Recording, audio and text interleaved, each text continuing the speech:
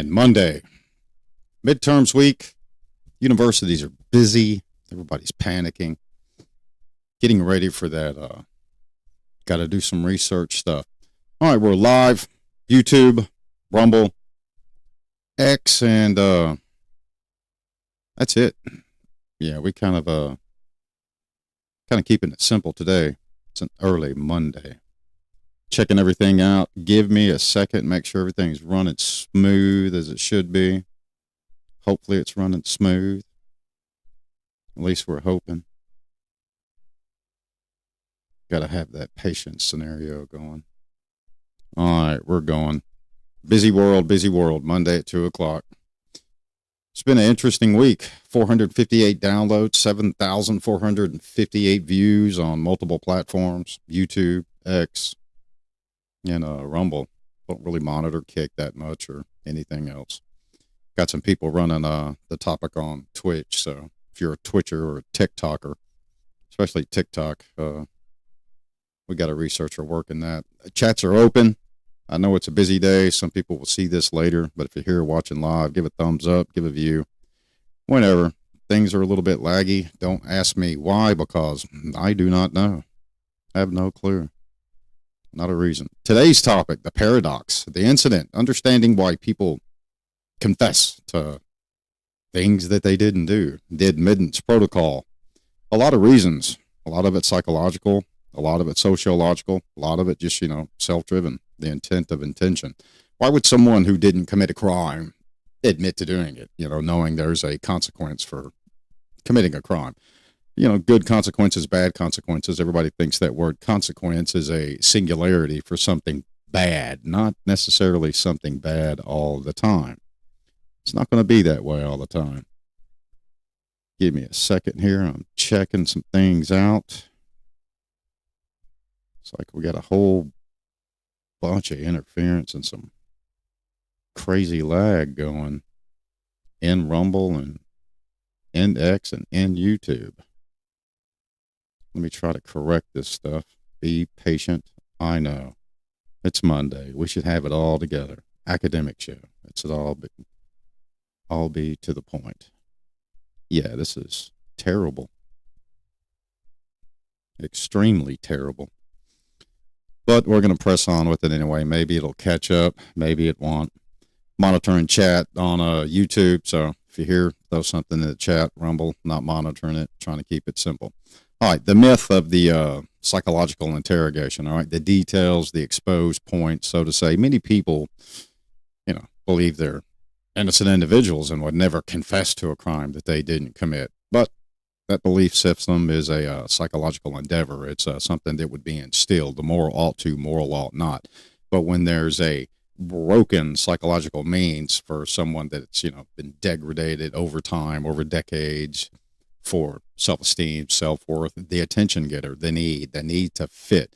The belief is widespread within, society for, the need. And the myth of why would someone, willingly believe they committed a crime and willingly confess to it, that is a widespread popularity subject, a popularity phenomenon and argument within law enforcement, law firms, judiciary review, judges, and even juries. Jurors selected from society. Why would someone do this?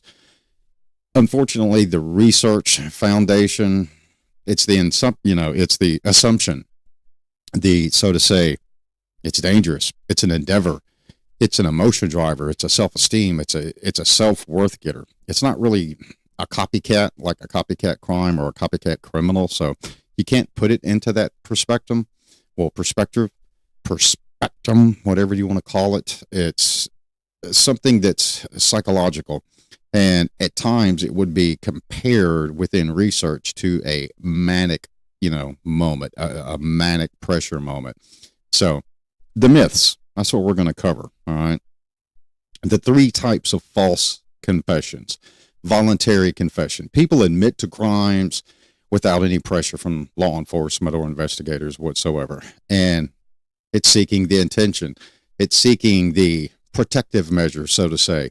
Now, the protective measure and attention, those are 2 things that symbiotically work together. The attention, someone that has low self-esteem, low self-worth, their own belief of their self-worth, not necessarily of those around them or society. It's that manic issue. They're just not 100 on themselves. They're just not sure. They have a lack of assurity about themselves, a lack of assurity about their placement in society. They have a lack of assurity about their relationships, their placement in their family, their placement in their workplace, their placement in the judicial review system. Thus, we need attention for it. Now, the protection from someone else is now attention, meaning protection during confession, protection during interview, protection during the growth of the interrogation, the accusatory point of it, so to say. That's protective. It's attention. It's someone seeing their self-worth in nature. It's someone seeing that they're getting the attention from someone else, and that would be the law enforcement agency itself. So the protective means in the moment. The attention aspect is protective. The attention aspect is self-worth. The attention aspect is self-development of a cause to be there to construct self-worth in the moment. The being, personal perception of what one is doing, their own value. Coerced complaint, coerced confession, coerced complainant, false confession. The coerced complainant, false confession. Why would someone be there to be subject to interview and interrogation in the first place? People admit to crimes they know they didn't commit to escape reality, stressful situations, planning to prove their own innocence. It's a task. It's an ability. One would say that it's one setting up themselves for an assignment, setting up themselves for an arduous task, something that would be difficult to do for proving self-worth to themselves.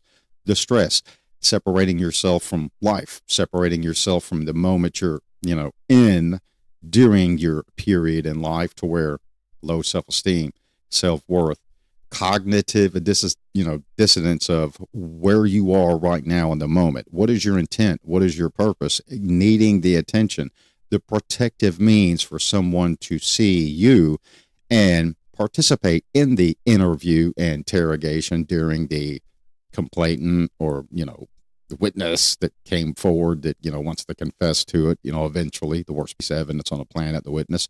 But it's that attention in the moment.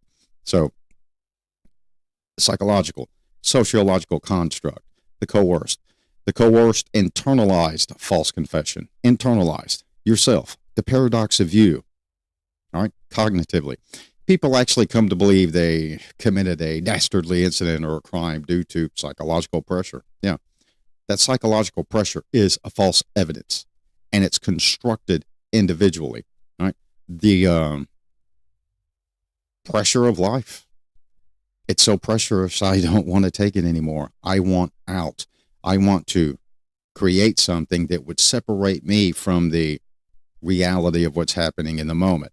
The psychological pressure is a fail-safe switch. Now, when I say psychological pressure, it's not the psychological pressure that one, develops singularly. It's the psychological pressure that is developed from society that the individual cannot maintain. The individual cannot singularly determine the Richter scale, much like the scales of justice. What you can do about in one hand, what you can't do about in the other. Focus on what you can do. So psychological pressure, I can relieve psychological pressure of putting myself in a moment. I can relieve psychological pressure of I have no one. I can relieve psychological pressure of there's no one that wants to protect me. Psychological pressure of self-esteem, self-worth. Am I under pressure to perform at a specific level to get the attention of society or be the sociological construct of greatness that everybody's paying attention to? What better way to get all of that than to confess to a crime that one didn't commit, especially a high-profile crime? Now, examples, how they differ. So we've got the voluntary false, we've got the coerced complainant, and we've got the coerced internalized, all right? All three levels of a false confession to crime.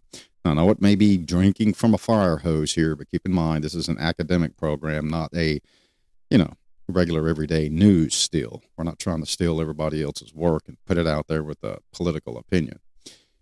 Why in society? Why we find a false confession hard to believe? The real examples, so to say, the exemplars, the fundamental attribute error. We blame people's character rather than the situation. Now, character. We're not confusing character with moral ought to, moral ought not. We're not confusing character with core values, discipline, excellence, service before self in what you do, service to the community. It's the character, meaning the attribute of the person themselves. And it's not really integrity based, because a lot of people confuse honesty with integrity. Integrity is doing what you're supposed to be doing while no one is there to see you. Honesty is simply telling the truth. So it's character based within truth. Are you truthful? Honor, the values, the core values. Think of a chivalrous knight, there to protect the people, there to serve the people, to follow specific ideology within a cultural setting, a sociological setting. So the character of the person, that is the larger blame. We blame the character as, society, the character of the one making the false confession.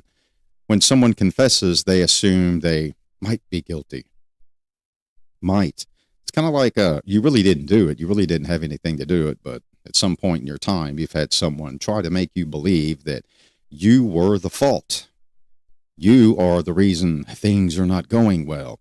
You are the reason things are bad at this moment. It's all you. Kind of like the narcissist. A little bit of narcissism in someone that would provide a false confession as well, because they're allowing themselves to believe that they're the ones under pressure. They're the ones that must be guilty. So it's kind of a double-edged mirror, kind of like a two-way split personality. Some would argue in research. So one assumes the guilt. And within society sociologically, if the story's good enough, or if the character persuasion is tipping the scales, society is going to believe that confession. Not so to say that we, as society, see the direct evidence or direct proof, because that's the job of law enforcement. You can confess to making a grilled cheese sandwich and, destroying it with gasoline and fire. You could confess to it all day without the direct evidentiary value provided by law enforcement through an investigation. Society has the burden of believing it or not believing it based on the character of the person, witnessable character. We understand how much pressure interrogation creates. Those that are in the spectrum of law enforcement, those that are in the spectrum of, sociological behavioral studies or psychology. And interrogation's high pressure if you know how to do it correctly. We're not, talking about specific levels of interrogation, but an example would be the Reid technique. And, a lot of law enforcement, agencies, praise the Reid technique, but some places it's outlawed. It's not used. It's not allowed. UK being one of them. In some agencies in the United States, the Reid technique is frowned upon because it's 100% accusatory. Interview and interrogation. Interview, the symbiotic circle of continuous information. The interrogation, accusatory. Reid, accusatory. Direct, blatant, accusatory. Now, I'm not saying that the item of evidence or something would be argued to persuade the person to argue with law enforcement that they did commit the crime or try to, put a close to the incident or the phenomenon or the problem. But confessions and interviews and interrogations, depending on the spectrum, what it's about, the intensity, the sociological effect on it, the communities at high profile in the media, it's very stressful.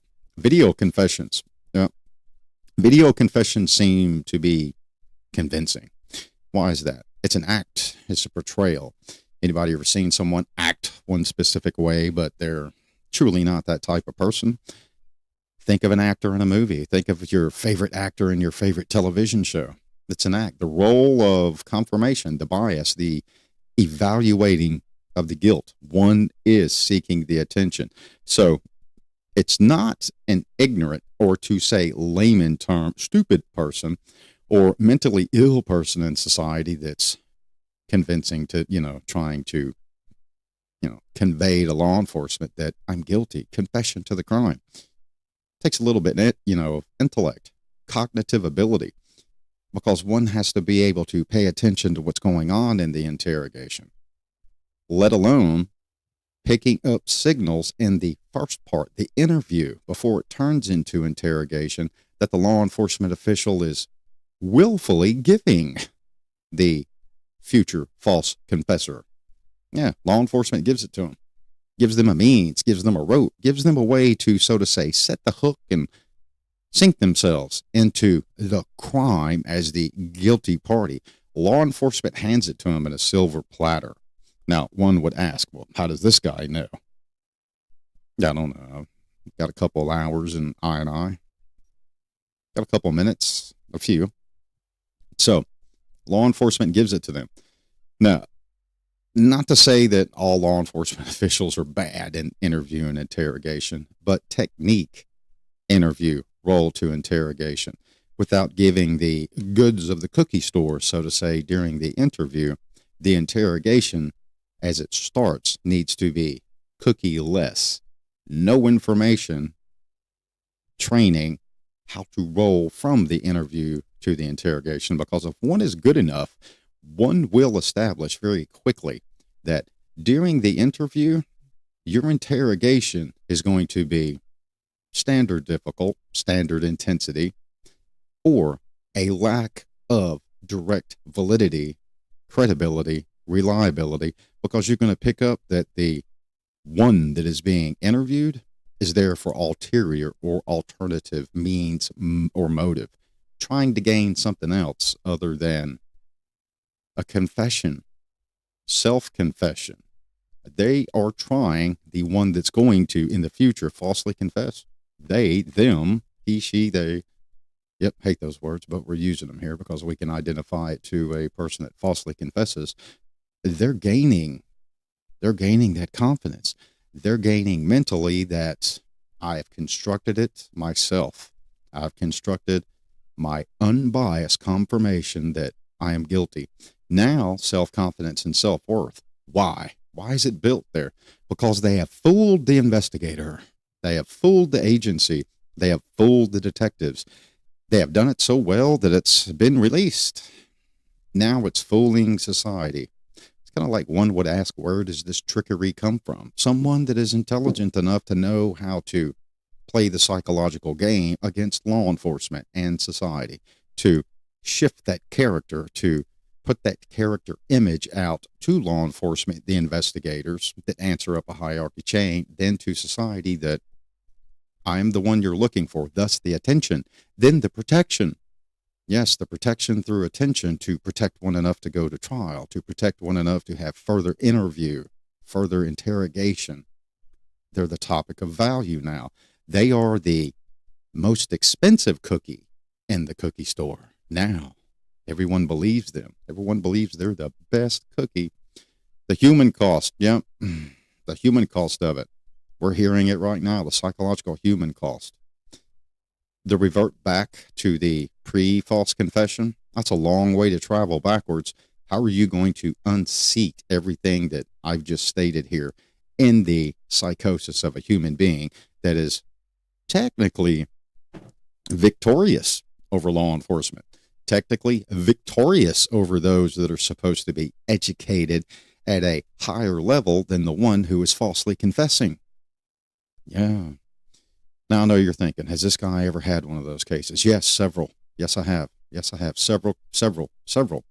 But the majority of the ones that law enforcement will see are the ones that confess to protect a loved one, to protect a friend, to protect an entity in their life that, as the false confessor wants the protection and the coverage, they are doing the same thing. So it's an exact manic display. Psychosis, but self-worth, self-esteem now. It's being implemented. It's being set and conveyance to law enforcement. Now law enforcement is persuaded enough to believe the false confessor. That is the human problem. Yeah. Put it in the chat. What do you think? I mean, does somebody really have to be super intelligent to fool law enforcement? Put it in the chat also. I know the internet's high and bagging out. Put it if it's a 5.5 for audio and video, let me know. Because I know a few of them were kind of laggy just a minute ago. Let me take a quick look. Let's see what's going on. I'm just going to check one. But we're going to keep talking. Put it if it's good to go, audio, video, put it 5.5. If audio's crappy, put a 1. If video's crappy, put a 1. 1. Video, audio. Well, you guys know what I'm saying. Let me check some stuff real quick. Then we're going to get kicked back up with this. Midterm week. Yeah, it looks like it's going pretty good. Looks like it caught up. So, the scope of the problem, all right, the subtopics, what we've got to understand, the fundamental attribution error to it, all right, psychologically, it's a psychological bias, all right, psychological bias in us as human beings, singularly make us blame rather than accept circumstances. Circumstances are what they are. The human psychological side needs an answer. It needs a closure. It needs a Ziploc on the cookie bag, right? It needs to be closed. When we see someone confess, we assume that one confessed freely, chose to do so. Society does not understand the fundamental breakdown of I and I, meaning interview and interrogation, I and I. Society does not understand the symbiotic circle of communication in interview. So seeing someone confess convinces society that the law enforcement agency was good enough to get a confession. Society does not see the lack of attention. Society does not see the greater skill of the false confessor that, is psychologically wanting the attention, wanting the reconstruct of self-worth, self-value, self-assertiveness in a specific phenomenon, problem, or incident in society. So when society sees the confessor, sees enough information to where law enforcement has enough probable cause to charge, enough probable cause to bind over to a grand jury for a grand jury to ultimately decide, well, society's pleased. Law enforcement's done their job, and it's in someone else's hands now. The DA, the grand jury, even the district attorney, it's in the hands of the grand jury. The grand jury going to a true bill or indict or not. Society sees that. So it was something that was given freely. But let's keep this in mind. The news media, social media, Fox, CNN, MSNBC, Newsman, all these great media sources and all these great interpretations of what's going on in the scene, what's happening in the case, how much is out there, how much evidence or direct evidence or circumstantial has been found by all of these law enforcement agencies as a whole together. It's enough information out there being circulated to give someone to construct or concoct a good, freely given story that would be assumed and accepted as a freely given confession. Yeah. We ignore the hours of isolation, the hours of pressure, the manipulation. Someone that wants to falsely confess is going to absorb that as a comfort blanket. Isolation. To that one person, isolation is not a bad thing. They're being isolated because law enforcement wants to keep them separated. The interviewers, the interrogators, the investigators, the detectives. Yes, isolation is key. It's kind of like separating witnesses. It's kind of like separating those at a domestic violence, response to keep the conflict of the story. The one that is going to falsely confess, that is a prize. That's an initial silver star. It's an initial good cookie in the bag. They've got the one cookie now. They're the best. Ziploc the bag. I'm in isolation. Now I've got the attention. Now I've got the protection. Now self-worth. I know I'm worth something. It's starting. The pressure is being delivered for a specific reason. So that one that is falsely confessing, remember, is not the rattling buffoon in the room.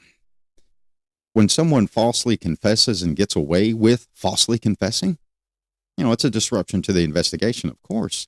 But the rattling buffoon in the room is the law enforcement officers. because of the lack of recognizing direct validity, credibility, reliability of the words to the investigation to firmly say this confessing person is in fact a true, valid, reliable, credible suspect. It's law enforcement, and law enforcement's being played. Law enforcement's being taken advantage of by someone who is not the rattling buffoon in the room. It's pre-thought, the isolation. You've given them time. Yep, law enforcement, you've given the false confessor time, the pressure. You've given the attention. You've given the isolation, the pressure, the words, the heart rate, the manic moment. You've given it to them. Now the manipulation leads to confession. At that point in time, when it's isolation and the pressure's built up so bad, keep it in mind. Law enforcement's experiencing the pressure as well. It's not just that one false confessor, the one that's spinning the wheels and wasting the time of the agency or the investigators. The one that is doing that is reflecting the pressure back onto law enforcement. Because if it's a cognitively alert, think of an IQ level, Think of how smart the person is. Think of how witty, how quick, the resolve, the resilience to take the pressure of an investigation, to take the pressure of a I&I interview, then rolls into interrogation, the pressure of isolation, but yet the resilience to absorb the pressure and calculate in the head how one is going to gain that attention, protective measure from law enforcement. And yet once society believes, when law enforcement releases, we have the suspect, they confessed. It's a double-edged razor blade, isn't it? Understanding. So we've got researchers on this show. Before I go, into further ado, there are our main researchers for the show. Zian, Chloe, and Dylan. Main one, myself and Dylan for this one. We've got other researchers tasked out for other episodes, so I'll leave that up there for a moment to stack out. As it looks like it's sitting on my head. Matter of fact, no, I'm not. I'm going to close it. That looks better. Yep. Fundamental, the cognitive dissonance, the confession evaluation. Cognitiveness means holding two conflict beliefs at once. Okay, the dissonance. You believe you're guilty, but you also believe that you're serving a greater good. To confess. Two belief methods. You didn't do it, but you're going to convince yourself that you're guilty to meet the better good of society. Society needs to close this incident. Law enforcement needs to close this case because it's rattling the cage, sociological. Think of a high-profile crime, whatever it may be. Children, the innocent, whatever it may be. Something that's in the media. Things that are in the media now. A false confessor would shake the cage sociologically. There's a abduction case being investigated right now that's all over the media, enough to take the attention away from everything else. Unfortunately, it does that. Now, take something like that. We're not saying that specific case. We're not saying that specific one, but something like that on that platform. It's enough to take the attention away from everything else and put the attention right there on the person that is falsely confessed. So now the person that is falsely confessed has taken two dissident means of thought, two conflicts, and combined them together to influence sociological perception. Now society believes that that person is the dastardly villain, the vindicator of violence. Yep, I said the vindicator of violence because they commit, they convince people to believe that they did it. The false confessor was convincing. Now society is praising law enforcement. Do you think law enforcement is going to say, no, we're stupid, we messed up, we believe the false confessor because of everything that I just mentioned? No, they're not. It's kind of like an attorney, babbling before the judge, improper, inadequate representation. That would be an attorney admitting that they are terrible at their job. Law enforcement agency is not going to do that. Be for real. It's not going to happen. And you're like, why would this guy say this? But, law enforcement agencies would practice integrity and they would be honest and that magical T word, transparency. No, the agency's not going to do it. The person of interest has now lesser in interest. Someone else has become the person of interest, the main issue. They're seeking another person of interest. They're not going to blatantly come out and say they were buffooned and cookie rolled in a bag by someone that took two dissonant conflicts and tied them together and outwitted the law enforcement agency. Police, prosecutors, when they're faced with this false confession, if someone knows how to tie the details together in the same manner that law enforcement would or a prosecutor would, it becomes difficult. Think of those that are psychologically, impaired, that are actually smarter than some of you that are not psychologically impaired. Yes, it happens. Yes, they exist, kind of like Santa Claus and an M&M. They exist. Research, time, reading, the infatuation of the CSI, the fake infatuation in society, the buffoonery, the blind eye of what crime scene investigation is, what an investigator is. These people are going to see this too. They're going to dig down and do real research. They're not going to watch a bunch of waste of time TV shows on, different networks, or, watch a bunch of YouTube impersonations of, somebody's a crime scene expert or some kind of, political venue garbage. They're going to dig down and they're going to do their own research, case study, reliability, set precedent, decision. They're going to know it. And they're going to be able to buffoon and fool and pull blind shutters over law enforcement. It's easy to believe that confession, until a mistake is made. But if law enforcement is not trained to pick up on linguistic value, kinesic behavior for the response of the questioning in the interview to pre-assess that this interrogation is going to yield nothing, law enforcement's going to keep stepping into rabbit hole traps and bear claw traps all day long by those that want to falsely confess for everything that we've already talked about. I'm not going to say it all again and burn your wheels. I know. Busy Monday. So, the mental conflict. The mental conflict, the imperium of the problem that law enforcement can't recognize, but the one that is falsely confessing does recognize. The ignorance. The ignorance of the value of the verbal testimony. As long as the verbal testimony is close enough, but yet not articulative enough that law enforcement hears, law enforcement will be convinced. Example, 99.9% of society, even law enforcement, even forensic anthropologists, judges, attorneys, use the word bullet. Bullet, bullet, bullet. It's not a bullet. Bullet is a movie. A battleship doesn't fire a bullet. Yes, casing, projectile. It's a projectile. It's a flying missile. It's a projectile. It's not a bullet. So if someone can convince and say specific linguistic value terms that do not conflict with the evidence that has been released within society through negative measures of law enforcement, even if law enforcement releases a little bit to get a sociological bite, the actual false confessor is going to jump on that and teeth into it and know everything that there is to know about that one aesthetic of a linguistic word to convince law enforcement that the admission is real. It's easier to believe the confession than it is believe the truth. If the words are convincing, if everything is real, if everything is there, and law enforcement, especially those that, critically do not pay a lot of attention to what's being said, they're just seeking that confession, more worried about themselves. They're not actually spending the time into it. The mental conflict of the false confessor leads to ignoring evidence. It's a law enforcement inconvenience. I'm getting a confession. Someone is telling me what is happening right now in the moment.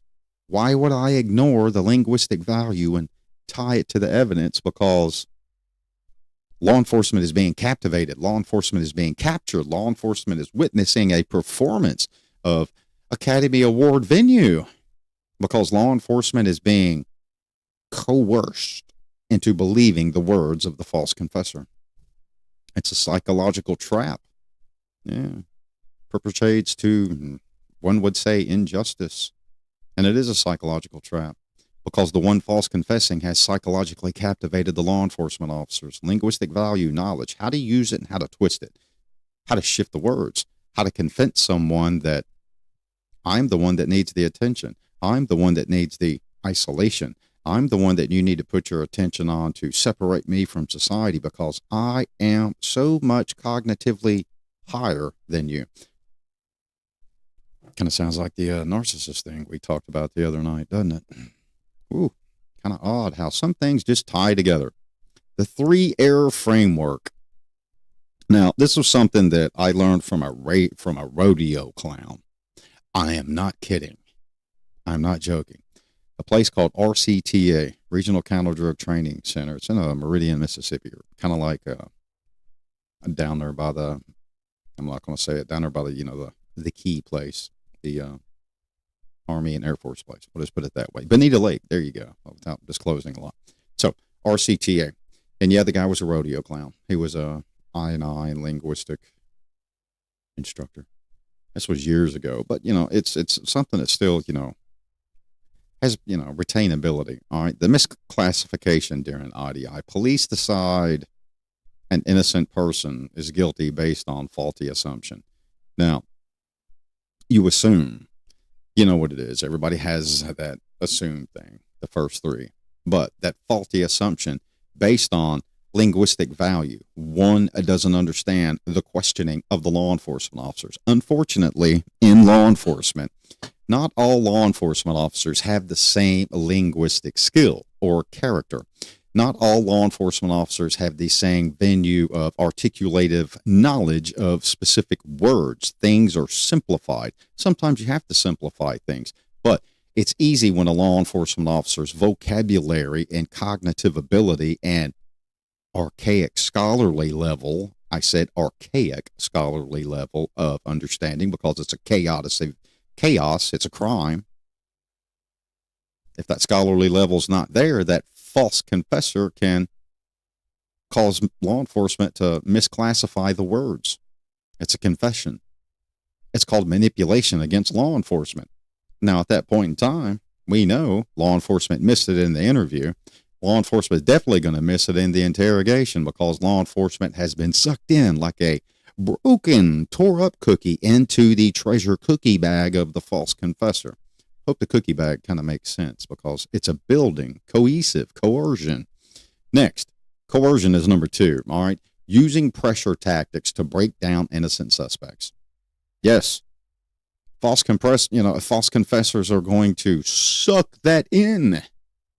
They sucked in the isolation. They sucked in the pressure of everyone assuming that they're sinister, evil, because they were taken by law enforcement. Now they're confessing. Now law enforcement's releasing the information, the photo, the name. Yeah, the coercion.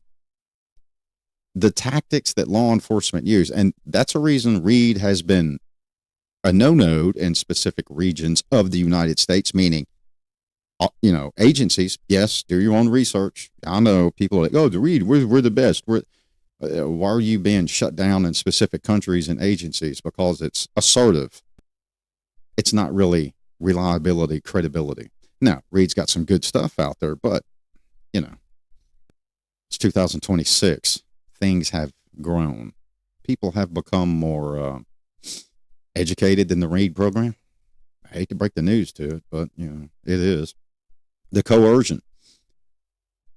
It's easy. It's not rocket science. It's pretty cool. And not all law enforcement is educated to the level of understanding of that. All right. The contamination. Yes, the contamination. The contamination is the number 3, and that's by far the worst error in the framework of accepting a false confession. What do I mean by the contamination? I mean the scene, the investigation has been released. Everybody knows it. Feeding the details out to society. Feeding the details to the true suspects. Feeding the details to that one that wants to confess. They already know it. They've got it. They've got enough to manipulate and captivate the investigators with a great story.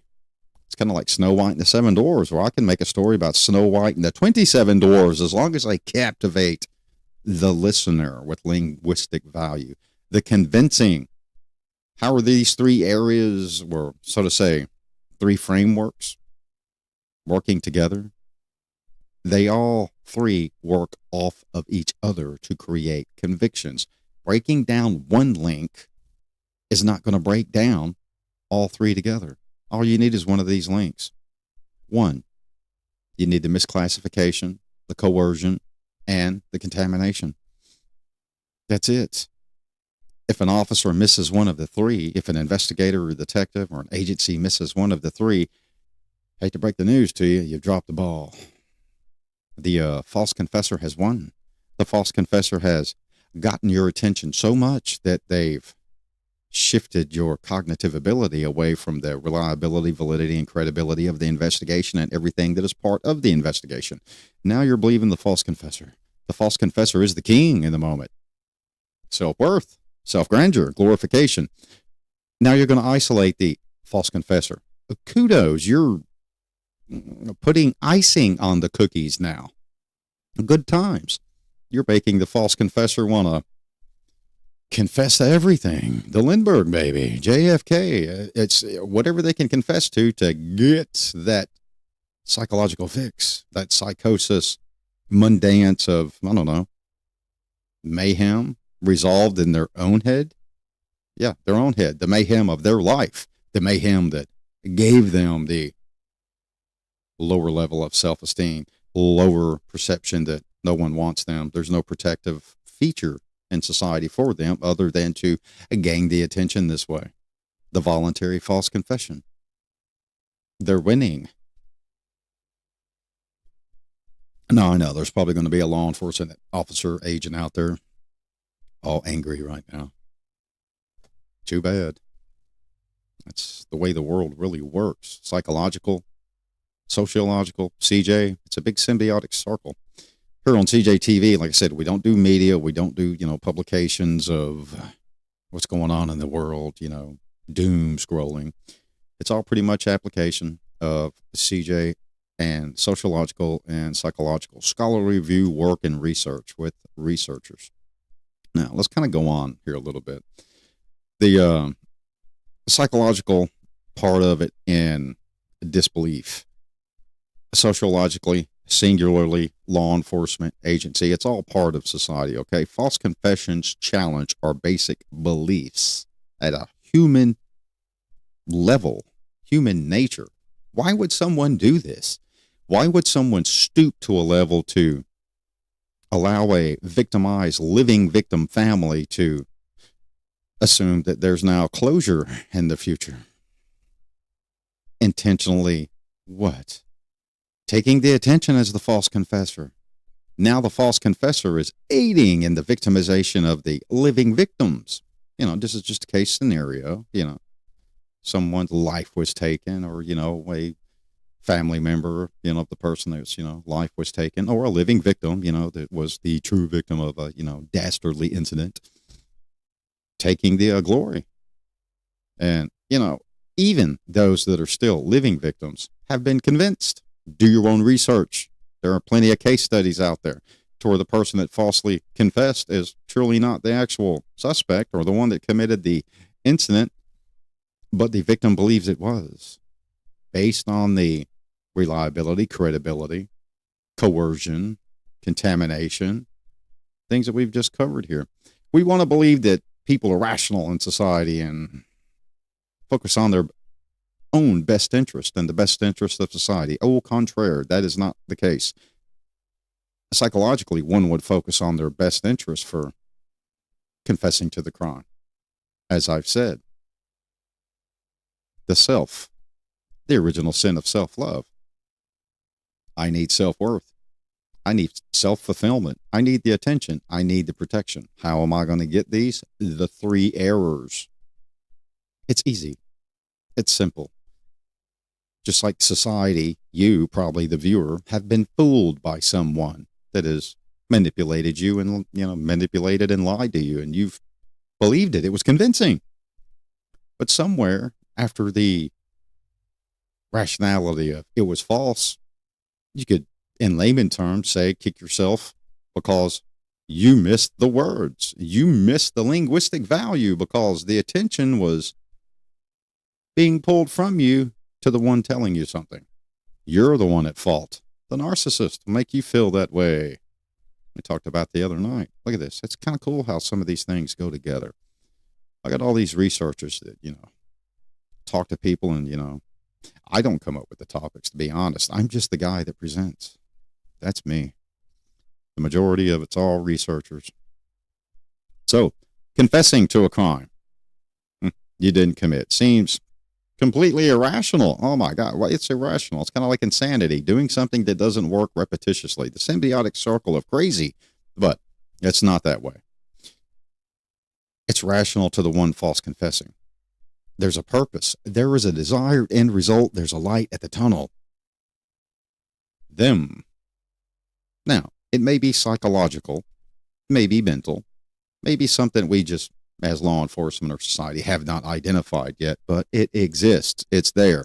There is light at the end of the tunnel. It is not irrational. It's a rational choice theory off of a sociological implementation of developmental choice theory, the stages in their life that one has had to live through, survive, much like a real living victim or, the surviving victims of the deceased victims. And we're just going into exemplar here, not trying to gloom and doom anybody's day, but it happens. There's rationality to it. Why one chooses to break the three foundations of framework and gain that attention. Now, remember, it takes a lot to break the three frameworks, okay? The errors: misclassification, coercion, and contamination. Misclassification. Once you misclassify something as a law enforcement officer, you started the downward snowball roll. Your case is going downhill. Once you've allowed contamination, coercion, it's kind of like, a law enforcement officer being coerced by the media. Give us the goods. Well, the goods are out there. Somebody gave them the goods. Why are the details out there? How does someone know something singularly that the majority of society does not know? Yeah, coercion, contamination, misclassification, that applies too with information being disseminated. Classification of confidential, top secret, classified, need to know. Yeah, all kind of ways to argue it. But the one that is falsely confessing knows this too. So it's rational. It's the attention getter. Please isolate me. Make me the attention. Yes, tell society I'm in the cell. Tell society I'm in singular holding with water and a green bologna sandwich. Make society feel, because there's always going to be somebody in society that feels, bad for that person. Kind of like the guy that shot the corporate, big pharma guy in New York. You still have protests. Free this guy. Free this dude. Oh, we feel sorry for him. He committed murder. That's what he's on trial for. Oh, but we feel sorry. Just the flipped opposite. Confessing to a crime, yeah, it seems irrational. Oh, yeah. Let me see what's happening here. All right, cool. So we got it going. I am checking our sources, ladies and gentlemen, checking our feeds, making sure everything's ramped and, running pretty cool. Yeah, we're good. X, we're good to go. We're good to go. X and Rumble on YouTube. So let's carry on. The disbelief, okay? The society has that, oh my gosh, there's no way we can believe this person would falsely confess to something like this and have this much knowledge, this much contamination, this much coercion. It makes society reject any evidence that would ever be presented that it was a false confession. No, they did it. They had the information. They knew it. It is just like you, singularly, being manipulated by someone in society to believe something, to believe that you're the error, you're the mistake, you're the one that did something wrong. It's not that hard. Everyone has fallen privy to that. Your friends making you feel like it was your fault, even though you had nothing to do with it. Happened singularly with you. You don't think it can be a contamination in society as a whole, and then society itself, along with the law enforcement agency. Because think about the law enforcement agencies. They come from society. One would think, the law enforcement agencies and the investigators and, the police and the detectives, they've got so much experience and so much training. They are susceptible to the same things that society is susceptible to. They have a home, family, life, extracurricular. They were you before they decided to pursue the pathway of criminal justice and whatever agency or organization they're assigned to or work for. They were normal society, easily to mislead as well at times by someone who's able to do it. Now, one would argue, well, there's no way nobody could do that. False confession. Why are there criminals out there that law enforcement just can't find? Duh. If there are criminals out there that are so good they can overt and hide from the police and get away with crime, you do not think that someone can manipulate law enforcement under breaking the 3 foundation framework rules of interview and interrogation and information sharing? Yes. Yeah. Good grief. No, nobody could really possibly get away with falsely confessing to something like that. Well, very, very good criminals can avoid law enforcement detection all day long. It's been, happening since the Roman Empire? The Caesars, the hunters of men? Do your own work, meaning your own research, historical venue.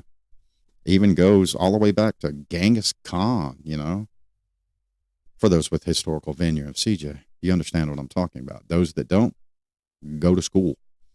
And now keep in mind, speaking of that, this is not a replacement for a university, college, or a classroom. This is something that's with love from us to all of you out there. Yep. The disbelief, the rejection of society, the evidence is there, the confession, the words. Law enforcement released some of the words that were said, some of the details.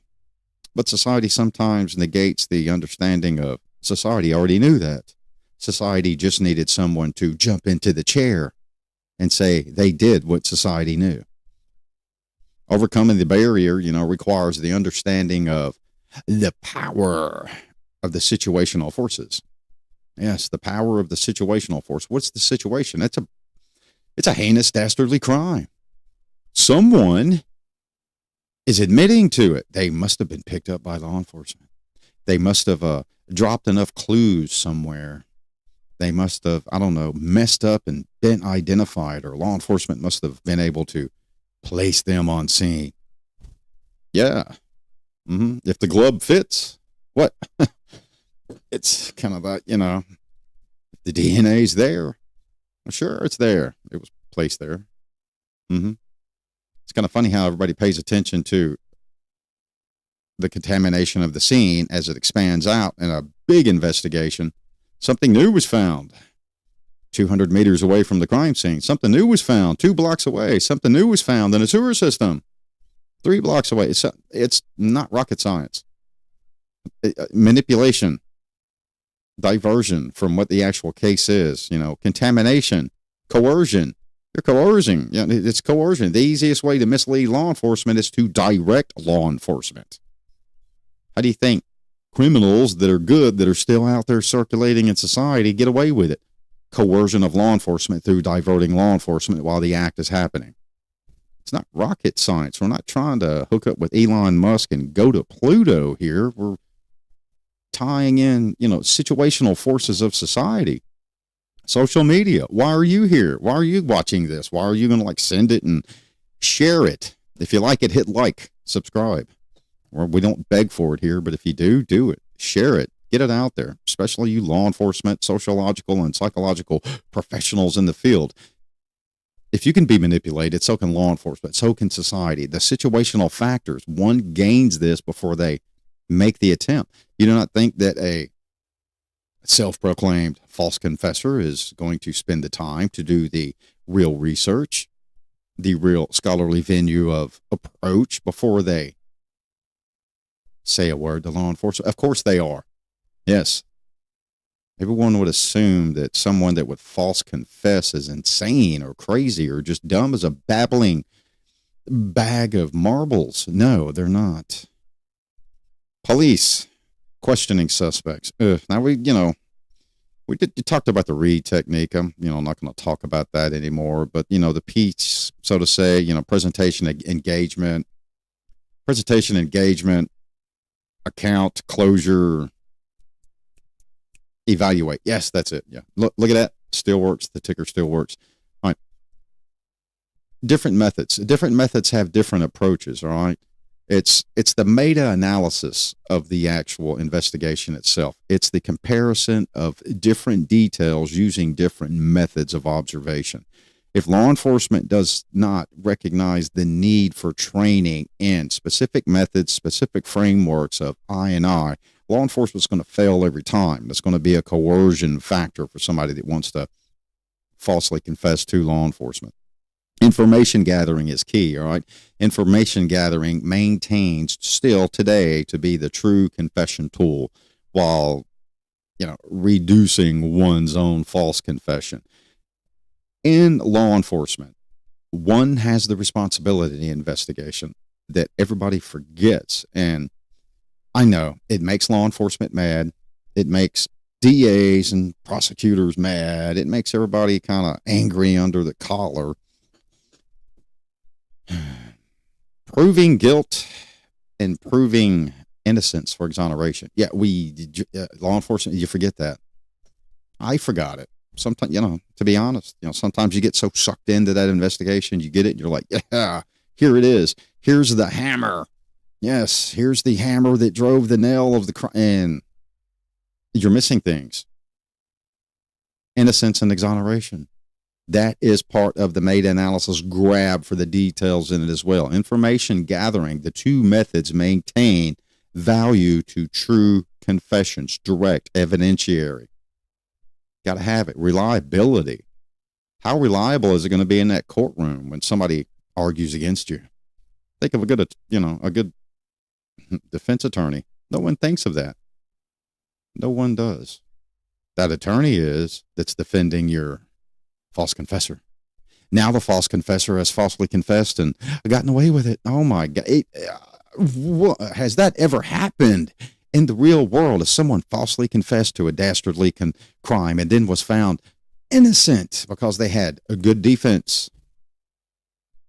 Yes. If it hadn't happened, we would not be doing this show right now. Not once, not twice, but several times in the United States and worldwide. Why do you think the Reed technique is kicked and cut out of the UK? Kicked and cut out of 80% of the European theater. Done. Faultyhood. Failure. That's why. I know. Dr. Gurley said it. Yeah, I did. Do your own research. It's not hidden. There's a reason. All right. The quality of the evidence. Yeah. The confession quantity. How good is the linguistic testimony of the one that is confessing, and how good is it in relation to and or match to the evidentiary value? Yeah, that's where we miss that, and we actually start to see that the exoneration is identifying the false confessor. They're the same thing because you're going to spin your wheels. Stop spinning your wheels. Society, law enforcement. Law enforcement comes from society. Nobody in society wants to see a confessor of a dastardly crime walk out the door. No, you guys didn't do your job right. Everybody's heard law enforcement didn't do it right. If I was law enforcement, I would have did it this way. I would do it that way. Everybody's heard that and seen that before. Let me check some stuff, make sure everything's going good. If you've heard it in law enforcement, heard it in social media before, or the world gambit of, hey, the police did it wrong. Put it in the chat. What was it about? What was it? Let's hear it. I hear it all the time. I heard it all the time. Trust me. You guys are doing this wrong. They even got phone voicemails. You're not working your case right. From some guy with a 11th grade education, sometimes an 8th grade education.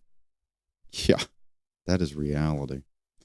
Let's cover one more thing in this false confession. All right.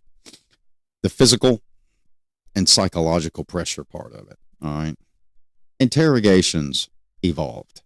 Interrogations involve psychological mayhem, psychological violence. Now, early 20th century, I hate to break the news off to all law enforcement, interview and interrogation did involve physical violence. Okay. But things have become pretty and great. The cookies are being chocolate coated nowadays, so to say. The Ziploc bags have zippers that are not open. Yeah. mankind, one would say, has progressed in the world of law enforcement, sociological acceptance, of physical violence and I, and using scholarly ability, the brain, so to say. Modern interrogations use psychological pressure. Yeah, the pressure of coercion, the pressure of confusion, the pressure of linguistic value being used to twist the linguistic value of the one that is confessing. Unfortunately, in the false confessor field, the false confessor is able to pick up and comprehend the linguistic value that law enforcement is using and twist it and manipulate it and use it for self-gain. Now the attention. And unfortunately, that baits and traps law enforcement. Yes, we were victorious. Look at this. We got this confession. We were better. You fell into the trap because your linguistic choice, your venue of wording was minute. It was simple. And you didn't mix it enough to catch if the person you're interviewing or interrogating is at your linguistic trait, skill, and or level, or are they above it? There's nothing more I hated, despised, loathed in law enforcement was to walk in and see a brand new investigator. I was a brand new investigator at one point in time too. But nothing, especially, from lieutenant and up in rank. Some brand new investigator that had that ego chip. I'm a detective now. I'm an investigator. And we're working a case and got the bare minimum. Skill deprivation. It's there. It exists in law enforcement. It's kind of that core value. Excellence in all you do, service above self. Yeah, there's no excellence in what you were doing. The isolation of it. You isolated yourself. Yep. Interrogation, sleep deprivation, manipulation of the brain, the manipulation that replaces things, replacing the physical beating. Yeah, no one says that the person has to have a 3-course meal, lobster and steak, just enough to eat, to sustain, to live. Sleep deprivation. Yeah, you're going to get it. Shift the cells. Old techniques. You're not harming anybody. You're shifting the cells. Isolation, isolation, isolation, isolation. All you're doing is giving them more power. Look at me. I've gotten so much attention out of you. You want so much from me now that you're going to psychologically abuse me. I'm the false confessor. I'm the king daddy of the agency right now, because when I'm walking down the hallways, walking past all these pods and these cells, everybody sees me. Now I'm the kingfish. Can't wait till I get to the prison cell and become the bigger kingfish. Now we're not talking about, incarceration time period, but that's the mentality of it. The need for the ethical boundary in investigations and I. It's simple police questioning. It's not rocket science. It's something that's taught, rationality based at the academy. It's something that's taught in a pre-investigator school.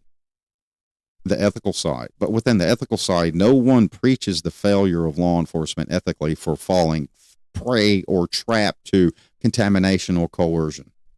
No one preaches that. I never heard it in any school. Put it in a comment. Has anybody ever heard that in a law enforcement school? Ethically, you're falling into the rabbit hole. You're falling down. You're failing. Just one of those things. There's so much that you could talk about with the false confession, the one that commits the false confessor, commits the act of being a false confessor or a liar. So what we've got is we put out everything on Mediafire, and we've got this, it's a white paper. It's not, publish it, make some money off of it. It's just a simple white paper. So it's going to be loaded up in Mediafire. We, try to disseminate it out, through the Facebook side. And I'll show you that in a minute. And we disseminate it out on, different, levels of social media. But it's kind of our platform for where we did our research and all the actual tiers of it. And our note that it's not, profiteering or the change of anyone else's, direct research or evidence.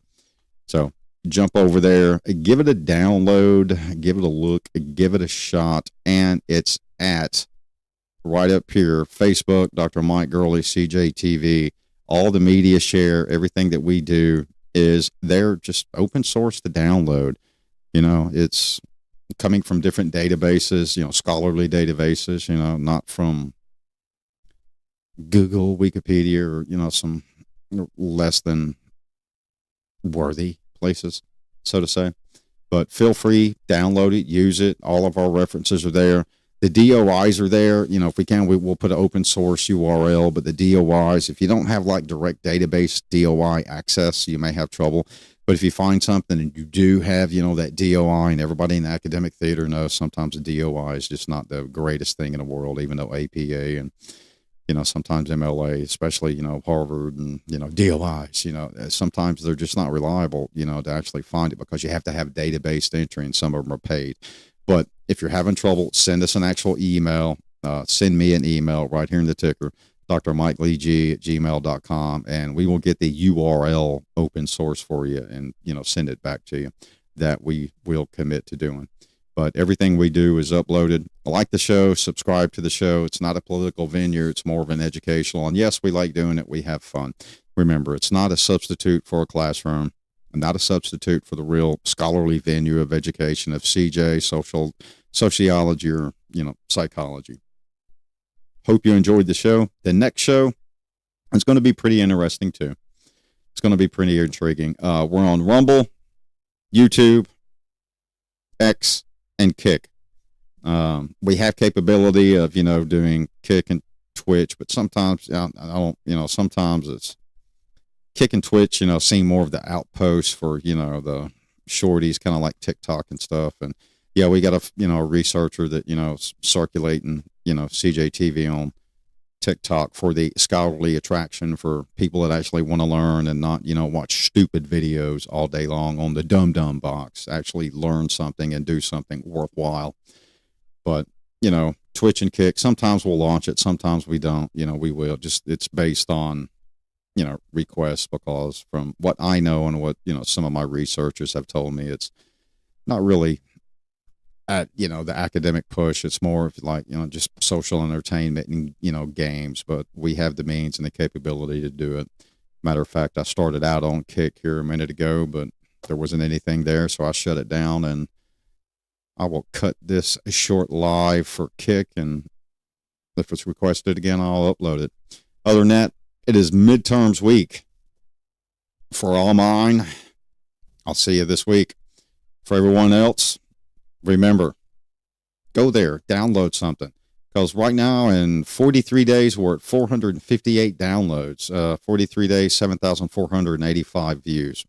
We don't track how long, what the venue of Click, or I got bored, or I was lazy, or it wasn't captivating, or a hook for me because it didn't have any politics or doom scrolling.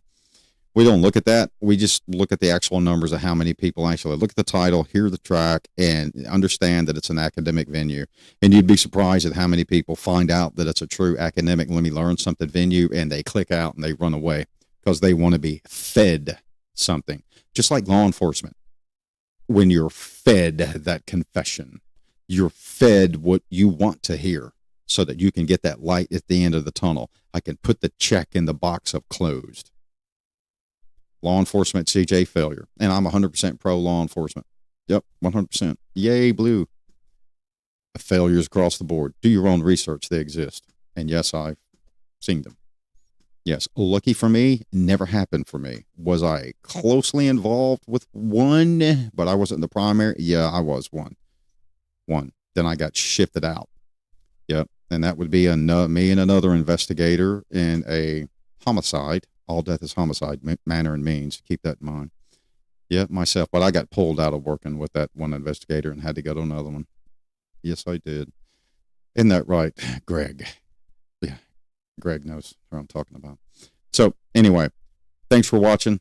Have a great day. And remember, your education, your ability to identify a false confessor in the CJ system, unfortunately, that's all on you. But with the right education and training through professional mentorship and leadership, academic, university, and good agencies with good mentors and leaders that send you to the correct schools and follow-up schools, they'll make you successful. Have a good day.